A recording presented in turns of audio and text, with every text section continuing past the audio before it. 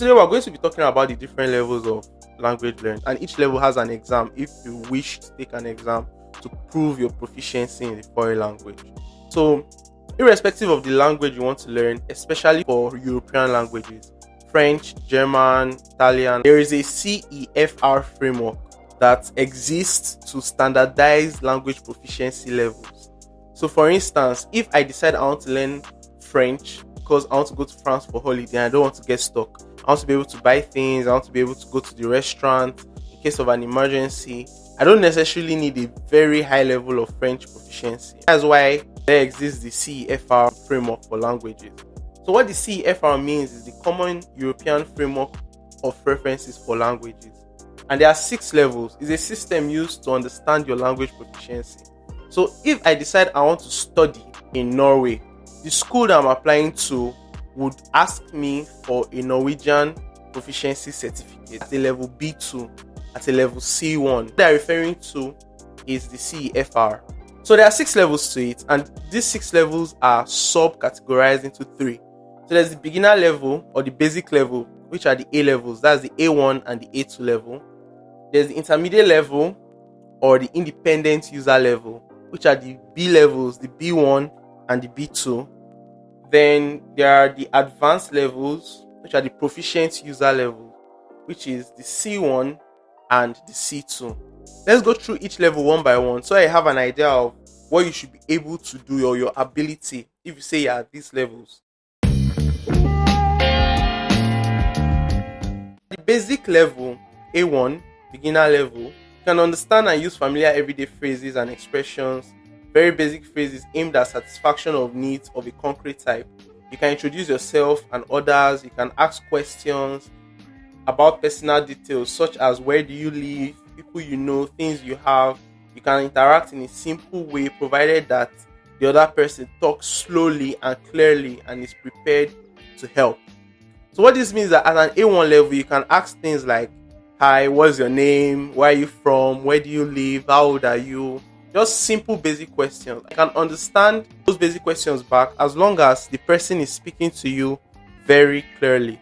So in the context of French, you might be able to say things like ça va? Comment allez-vous? Comment vous appelez-vous? Comment tu t'appelles? Viens d'où? Where do you come from? Things of that nature. Just simple questions and you're able to ask those questions. In German, you can ask things like wie heißen Sie? Wie heißt du? Wie geht es dir? Things of that nature. You can ask how are you and all of that.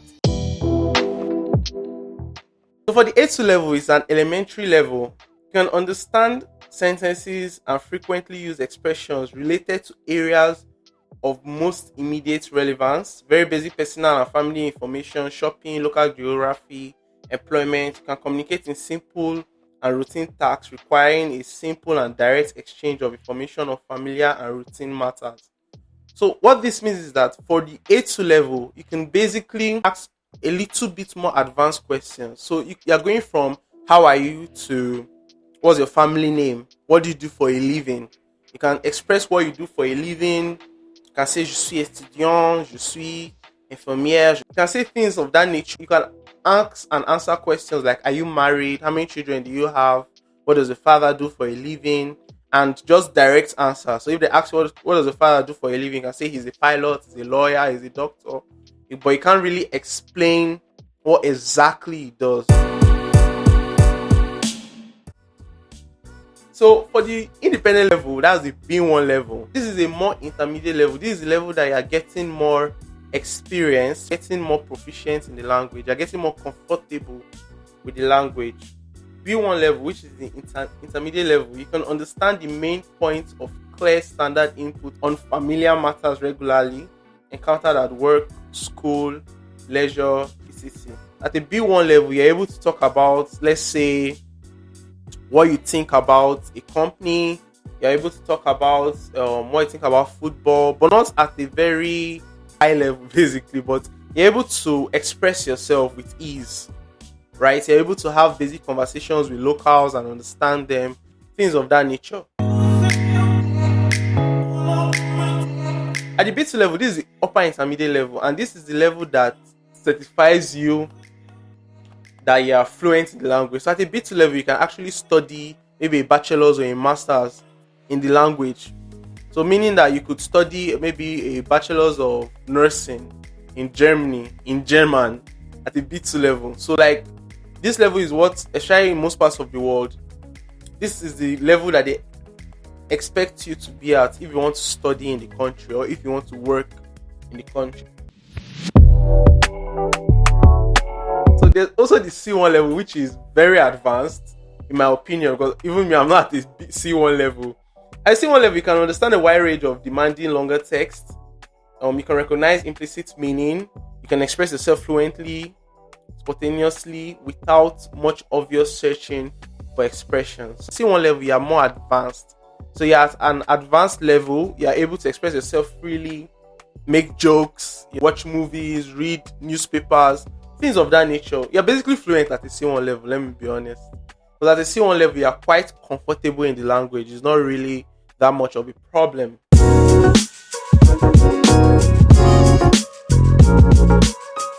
And the C2 level is the native level or the proficiency level. The C2 level is extremely advanced. When I say extremely advanced, I mean extremely advanced. The C2 level is so advanced that most native speakers of the language might write the C2 exam and not pass it. At the C2 level, you are very comfortable in the language. Sometimes you are even indistinguishable from a native speaker, meaning someone at a C2 level in English might speak to me and I will not know that English is the second language. That's what the C2 level is. So at the C2 level, you can understand with ease virtually everything heard or read in the language. You can summarize information from different spoken and written sources, reconstructing arguments and accounts in a coherent presentation. You can express yourself spontaneously, very fluently and precisely, differentiating finer shades of meaning even in more complex situations. So what this basically means is that you're a native speaker. You can understand the language, you can talk about the economy, you can talk about the ecological factors, you can give very advanced presentations or memos, you can write memos, you can write letters, like you're at a very advanced level in the language.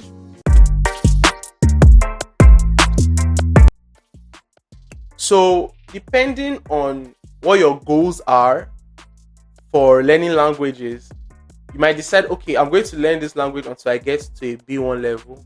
I'm going to learn this language until I get to a B2 level. But from my experience, I'm going to advise something. From my experience, if you want to take language learning seriously, you should not stop learning the language until you get to a B2 level. Because there's this thing that happens with languages that when you get to a B2 level in a language and you're able to pass the exam, right, you're able to express yourself properly, you would almost never forget the language.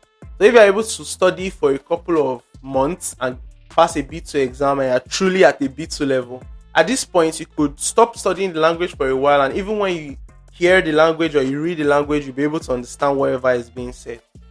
That's what my advice would be. Like, if you decide you want to learn German and you want to learn French, pick one first. So you can pick French, for example, and learn French until you get to a B2 level before you switch to German. And there's also a benefit that at a B2 level, you can basically do anything in the country that speaks the language. So you could study there, you could work there, you could raise a family there, and the language will not be a problem for you. I personally speak French, right? I use this framework to set goals for myself in terms of the French language. So what this means is that for me, my goal was to get to a B2 level, right? To write the exam and to probably learn another language or focus on my tech career. And for the past 4 years, I've been doing that. In fact, I have my B1 exam certificate here. I don't know if you can see it. It's my name right there. I've written the B2 exam, but the result is not out, so I'm waiting on that. And ouais, je parle français très bien et malheureusement, je parle pas couramment parce qu'il n'y a pas beaucoup de gens qui parlent français ici au Nigeria. Mais je peux lire, je peux communiquer complètement, je peux faire une discussion totalement en français, je peux écouter la radio, les choses comme ça. Et ouais, I am very proud of myself at the level of proficiency I've gotten to, although I've not seen my result of the B2 exam. But this video is just to really show you what the levels of language proficiencies are, and to encourage you to take a language if you want to. Take a language, you understand the levels A1 through C2 and what you can do or what you should be able to do if you claim you're at these levels. Another thing I would advise is that you should take the exams, right? If you decide you want to learn French and you believe you are at an A1 level, register for an exam, take the exam, and actually get a piece of paper like this that proves anywhere in the world that you can actually speak the language at that level. That way, it just gives you like a safety net in case you forget the language. You still have the certificate that at some point, like this particular certificate is lifelong. So even if I'm in my 40s and I cannot really speak the language anymore, I have a language certificate to prove that at least I understand what you're saying. Yeah, that's going to be all for today. Bye.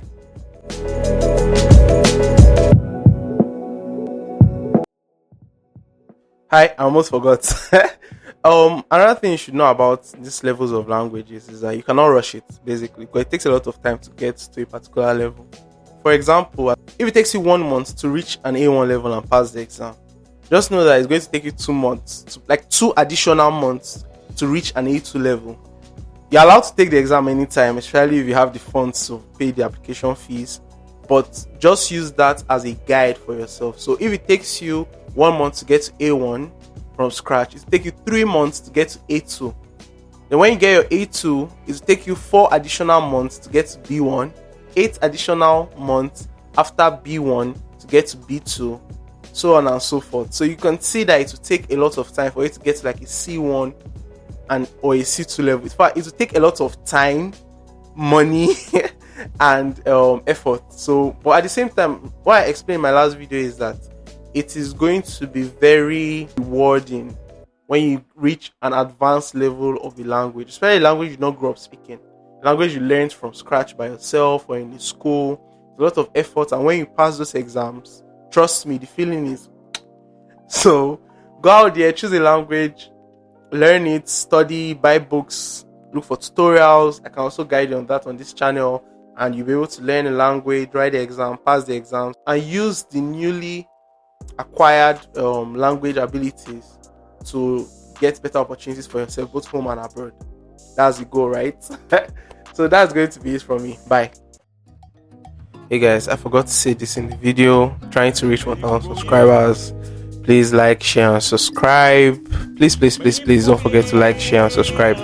Or at least just subscribe if you don't want to like or share it. Okay, bye. Kula dawo